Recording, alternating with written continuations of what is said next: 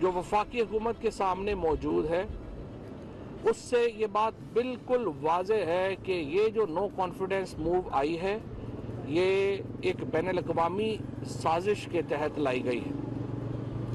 इसकी पुष्ट के ऊपर चंद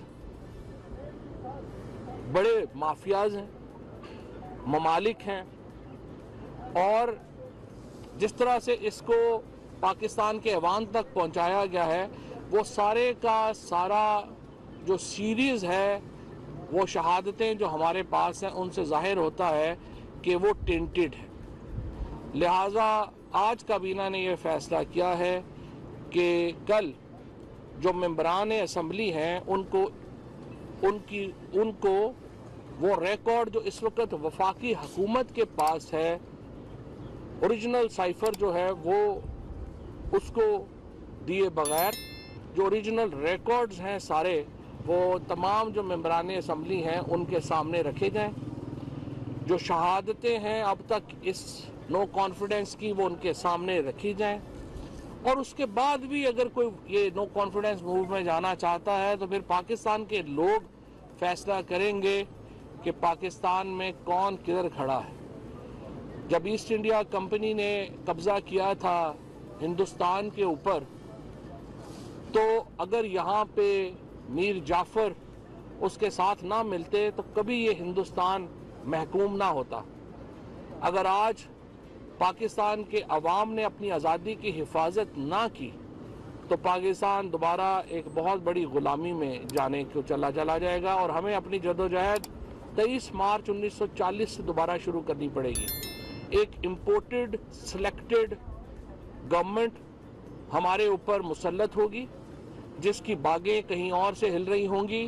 पाकिस्तान अपने फैसले खुद नहीं कर पाएगा, तमाम हमारी आज़ादी जो है वो सलब हो जाएगी, हम एक महकूम कौम बन जाएंगे।